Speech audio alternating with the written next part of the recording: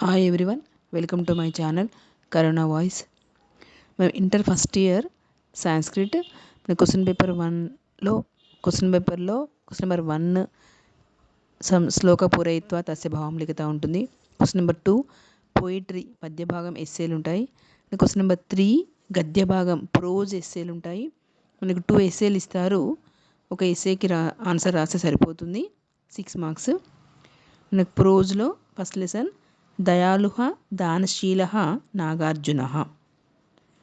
దయాళుః దానశీలः నాగార్జునः. కవి పరిచయః ప్రస్తుత దయాళు దానశీలः నాగార్జునः इति पाठः पी.वी. काणे महोदयेन कृत संस्कृतगद्यावलिः इति ग्रन्थात् स्वीकृतः. కవి పరిచయము దయాళుః దానశీలः నాగార్జునः అనే ఈ పాఠము పి.వి. కాణే మహోదయునిచే రచించబడిన సంస్కృత గద్యావలిహ అనే గ్రంథము నుండి తీసుకోబడినది. కథాసారాంశము. పూర్వకాలము చిరాయువు అనే ఒక పేరుగల రాజు ఉండేవాడు. మరి చిరాయు నగరాన్ని పరిపాలిస్తూ ఉండేవాడు. అతనికి దయాగుణము, దానగుణము, మంచి పాండిత్యము గల నాగార్జునుడు అనే మంత్రి ఉన్నాడు. అతడు తనను మరి రాజును ఇరువురు రసాయన క్రియ ద్వారా ముసలితనము రాకుండా ఉండేటట్లుగా చేశాడు. నాగార్జున తన యొక్క తెలివంతా ఉపయోగించి ఒక రసాయనం తయారు చేశాడు. దాంతో మరి రాజుకు తనకు ముసలితనము ఓల్డేజ్ రాకుండా చేశాడు. తన సంతానములో పెద్ద కుమారుడు చిన్నతనంలోనే అనారోగ్యంతో మరణించాడు. తన కుమారుని మరణం తట్టుకోలేక వైద్యశాస్త్రం బాగా నేర్చుకొని మరణము లేకుండా ఉండే విధమైన మందును తయారు చేయాలనుకున్నాడు. నాగార్జునకు తన కుమారుడు చనిపోవడం వల్ల అది యొక్క బాధతోటి మరి నాలాగా ఎవరు కావద్దు అని చెప్పేసి వైద్యశాస్త్రం నేర్చుకొని మరి ఒక రసాయనం తయారు చేయడం నేర్చుకొని దానితో మరి ఎవరు చనిపోకుండా ఉండే మందును తయారు చేద్దాం అనుకుంటాడు. వనమూలికలను ఒకదానితో ఒకటి కలపడం ద్వారా కలిగే ప్రభావాలను పరిశీలించడం మొదలుపెట్టాడు. ఈ విధమైన పరిశోధనలో ఉన్నత స్థాయికి చేరి అమృతం సృష్టించాలని అతని నిరంతర ప్రయత్నము. ఆ ప్రయత్నాన్ని ఇంద్రుడు గమనించి దేవతలందరితో సంప్రదించి మరి దేవవైద్యులైన అశ్విని దేవతలతో మరి భూమిపై నాగార్జున అనేవాడు మానవులకు మరణం లేని విధంగా అమృతం తయారు చేయాలనుకున్నాడు. అతడు సృష్టి నియమాలను ఉల్లంఘిస్తున్నాడు. అమృతము తయారు చేసి అది మానవులకు అందించడం ద్వారా దేవతలకు మానవులకు మధ్య సకల భేదాన్ని అతడు తొలగిస్తున్నాడు. ఏ దుఃఖం వల్ల అతడు ఈ విధమైన ప్రయత్నం చేస్తున్నాడో అతడి కుమారుడు స్వర్గ సుఖాలను అనుభవిస్తున్నాడు అని ఈ విషయం చెప్పి అతడి ప్రయత్నం విరమించుకునేటట్లుగా చేయమని మరి అశ్విని దేవతలను భూమిపైకి పంపిస్తాడు. అశ్విని దేవతలు ఇంద్రుడి మాటలు నాగార్జునికి చెప్పారు. ఆ మాటలు విన్న నాగార్జునుడు దుఃఖపడ్డాడు. ఇంద్రుని మాట వినకపోతే శాపం కలుగుతుంది. అమృతం తయారు చేయడం అనే ఈ ప్రక్రియ సృష్టికి విరుద్ధమైనదని వారు తెలిపారు. తను చేసిన పుణ్యకార్యాల వలన తన కుమారుడు స్వర్గంలో సుఖంగా ఉన్నాడని విషయాన్ని తెలుసుకుని ఆనందించాడు. ఇంద్ర ఆజ్ఞను అనుసరించి అమృతం తయారు చేయడం మానేస్తాడు అని చెప్పేసి పలికి, ఒకవేళ మీరు రాకపోతే నేను 5 రోజులలో అమృతాన్ని సృష్టించి ఈ లోకమును ముసలితనము మరణము లేనిదిగా తయారు చేసేవాడినని పలికి మరి అశ్విని దేవతల ముందే తను తయారు చేసిన ఆ ద్రవాన్ని భూమిపై పోశాడు. తర్వాత అశ్విని దేవతలు మరి నాగార్జుని అభినందించి ఇంద్రుని చేరి తాము చేసిన పనిని వివరించారు. రాజైన చిరాయువు జీవహరుడనే పేరుగుల తన కుమారునకు యువరాజుగా పట్టాభిషేకం చేద్దామనుకుంటాడు. ప్రమాణ స్వీకారానంతరం తల్లి అయిన ధనపర ఆమెకు నమస్కరించడానికి వెళ్ళాడు. అప్పుడు ఆమె తన కుమారునితో ఈ విధంగా అంటుంది: ఓ ఆయుష్మంతుడా, నీవు యువరాజుగా పట్టాభిషిక్తుడైన విషయం మరచిపోయావు. నీ తండ్రి యొక్క కుమారులు చాలామంది ఈ విధంగా యువరాజులుగా పదవిని పొంది మరణించారు. కానీ ఎవ్వరూ రాజసుఖములు పొందలేదు. నాగార్జునుడు ఒక అపూర్వ రసాయనము తయారు చేసి రాజైన చిరాయువునకు తినిపించుట చేత 116 సంవత్సరాలైనప్పటికీ అతడు చక్కగా ఉన్నాడు. ఇంకా ఎన్ని సంవత్సరాలు బ్రతకగలడో చెప్పలేము. అందువలన నీకు రాజ్యమునందు కోరిక ఉన్నట్లయితే నీ ఈ ఉపాయాన్ని ఆలోచించు. ఒక ఉపాయం చెప్తాను నీకు, ఆ ఉపాయాన్ని చేయమని చెప్పి వాళ్ళ తల్లి ధనపర మరి జీవహరునికి చెప్తుంది. ఏంటా ఉపాయం అంటే, ప్రతి రోజు మంత్రి నాగార్జునుడు తన కార్యములు పూర్తి చేసుకున్న తన భోజనమైన తర్వాత ఎవరైనా ఏదైనా కోరుకునేవారు ఉన్నారా అని అడుగుతాడు. నీవు ఆ సమయంలో అతని వద్దకు వెళ్ళి నీ తల కావాలని చెప్పేసి అడుగు. అతడు నిజంగా సత్యాన్ని అనుసరించేవాడైతే తన తల తెగిపోయి చనిపోతే తర్వాత నీకు రాజ్యం దొరుకుతుంది. ఇంతకంటే నీవు రాజ్యం పొందే ఉపాయం ఏమీ లేదు అని పలికిన తల్లి మాటను విని మరి తల్లి చెప్పిన విధంగా చేయాలనుకున్నాడు. మరుసటి రోజున నాగార్జునుడు భోజనం చేసే సమయానికి జీవహరుడు అక్కడికి వెళ్ళాడు. నీకు ఏమి కావాలని మంత్రి అడగగానే నీ తల కావాలని చెప్పేసి అడిగాడు. వెంటనే మంత్రి ఆశ్చర్యపోయి, నా తలతో ఏమి చేస్తావు?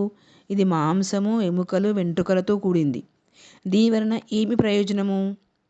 సరే, నీవు కోరుకున్నట్లయితే నరికి తీసుకోమని చెప్తాడు. తన శిరస్సును అతనికి నరుకుటకు అనుకూలంగా పెట్టాడు.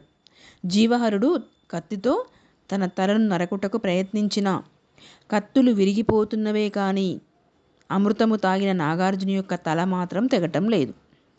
ఇది తెలిసిన చిరాయువు వచ్చి, ఓ నాగార్జున, నీవు తలను ఇవ్వనవసరం లేదు అని చెప్పగానే నాగార్జునుడు మరి రాజుతోటి, ఓ రాజా, గత 99 జన్మల నుండి నేను నా తలను ఈ విధంగా దానమిచ్చుతున్నాను. ఇప్పుడు నా జన్మ 100వది. అందువలన ఈ విషయమును గురించి నీవేమి బాధపడవద్దు. నన్ను ఏదైనా కోరుకున్నవాడు కోరుకున్నది నా నుండి పొందవలసిందే. నేను ఎవరేమడిగినా ఇస్తాను. అందువలన నేను నీ కుమారునకు నా తలను ఇస్తాను. నిన్ను ఒకసారి చూడడం కోసమే నేను ఆలస్యం చేశాను అని పలికి రాజును కౌగిలించుకొని తన సంచి నుండి ఏదో కొంత పొడిని తీసి జీవహరుని యొక్క చేతిలో ఉన్న కత్తికి పూయగా ఆ కత్తితో నాగార్జుని యొక్క తల జీవహరుడు నరికివేశాడు. నాగార్జుని ప్రాణత్యాగం జరగగానే ఆకాశము నుండి, ఓ రాజా, తప్పు పని చేయవద్దు. నీకు స్నేహితుడైన నాగార్జునుని గురించి ఆలోచించవద్దు. అతడు బుద్ధునితో సమానమైన జన్మను తిరిగి పొందగలడు అన్న మాటలు విని తన స్నేహితుని యొక్క మరణం తట్టుకోలేక చాలా దుఃఖపడుతూ రాజ్యము వదిలి అడవులకు వెళ్ళి తపస్సు చేసి ఉత్తమ లోకాలకు చేరాడు. మరి చిరాయు కొడుకైన జీవహరుడు రాజ్యం పాలించాడు. కానీ తన తండ్రిని చంపినందుకు జీవహరునిపై కోపం పెంచుకున్న నాగార్జుని కొడుకులు జీవహరుని చంపేశారు. మరి ఆ దుఃఖం భరించలేక జీవహరుని తల్లి ధనపర కూడా మరణించింది. ఈ విధంగా మనము ఎదుటివారికి మరి చెడు చేయాలని చెప్పేసి అధర్మ మార్గాన్ని ప్రవర్తించిన వారికి ఎప్పుడూ కూడా మంచి జరగదు అని ఈ నీతిని మనము గ్రహించాలి. ఇది దయాళు దానశీల నాగార్జున అనే యొక్క పాఠం. ఈ పాఠం మనం తెలుగు రాయొచ్చు, ఇంగ్లీష్లో కూడా రాయొచ్చు. About the author. The present lesson Dayalu Danasheela Nagarjuna is extracted from Samskrita Gadyavali which was written by P.V. Kane. About the story. Long ago, there was a king called Chirayu who was ruling the city of Chirayu. He had a minister Nagarjuna who was kind-hearted, magnanimous and scholarly. He proposed an elixir with which one would not become old. He and his king Chirayu drank it, and so they would never become old. Nagarjuna's elder son died young because of ill health. He could not bear the sad demise of his son. He wanted to prepare a medicine which would make human beings immortal. He started experiment with herbs. He studied the reactions of mixing one with another. He wanted to study it to the maximum and prepare an elixir. This was observed by Indra, the king of gods. He consulted all the gods and endorsed the work of talking to Nagarjuna, who was preparing a medicine to make all human beings immortal to Ashwini gods. He was violating the norms of creation. By preparing that medicine and giving it to human beings, he wanted to erase the gap between human beings and gods. They were also asked to inform Nagarjuna that his son was enjoying heavenly bliss in the great heavens. They were asked to tell all the things to Nagarjuna and see that he would withdraw the plan. Ashwini gods went to Nagarjuna. They told the words of Indra to him. Nagarjuna felt disappointed. If he did not listen to the words of Indra, he would face the curse of Indra. At the same time, preparing elixir was against the norms of the circle of birth and death. Nagarjuna felt happy to know that his son was happy in heaven because of his great deeds. Obeying the order of Indra, he stopped preparing the elixir. He also said that had they not come there with the order of Indra, he would have prepared it and he would have made this earth with people without old age and death. Saying this, he poured all the solution of the ground. The Ashwini gods appreciated the action of Nagarjuna and informed Indra about it. The king Chirayu made Jivahara, his son, as the prince. After the swearing in ceremony, the young prince went to his mother Dhanapara for her blessings. She informed her son that he had forgotten the thing after becoming prince. Many of your siblings became prince, but they never became the king. It was because of his drinking a medicine which was prepared by Nagarjuna. He still appeared young, though he was not 116 years for age. We could not say how many more early years he would live. She advised him to think about it if he had any intention of becoming the king. She disclosed a secret to her son. Every day, Nagarjuna, after completing all the works, would ask whether anybody wanted anything for him. Then she asked her son to go to Nagarjuna at that time and ask him to have his head. If he really followed the path of truth, his head would get separated and he would die. Definitely, her son would become the king. There is no alternative to this. The young prince carefully listened to his mother's words and decided to follow her advice. The next day, the king prince went to Nagarjuna when he saw about to have his lunch.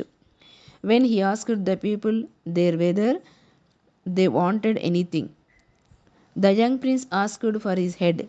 Nagarjuna was surprised and asked him what he wanted to do with his head. It was just a thing with flesh, bones, and hair. What was the use of it?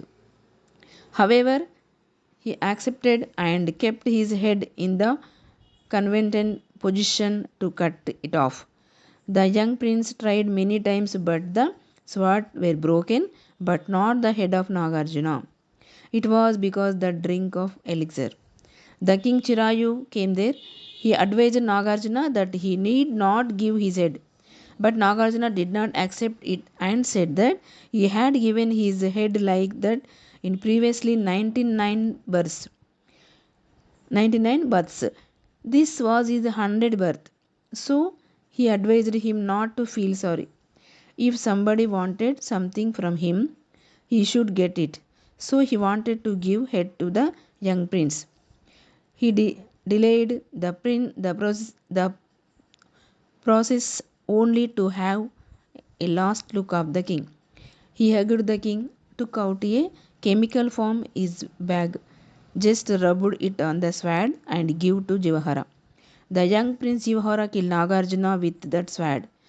As soon as Nagarjuna sacrificed his life, The king heard words from the sky advising him not to worry about the sacrifice of Nagarjuna and he would get the birth of person equal to Buddha. But the king could not bear the separation. He left her forest. He did prince there had reached the heavens. Hence, in the city of Chirayu, Jivahara, the young prince became the king. But the sons of Nagarjuna avenged the death of their father by killing Jivahara.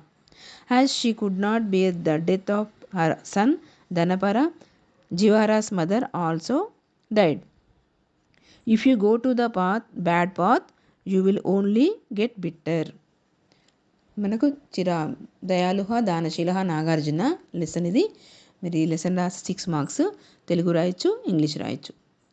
ఈ video మీకు నచ్చినట్లయితే like చేయండి, share చేయండి, subscribe చేయండి.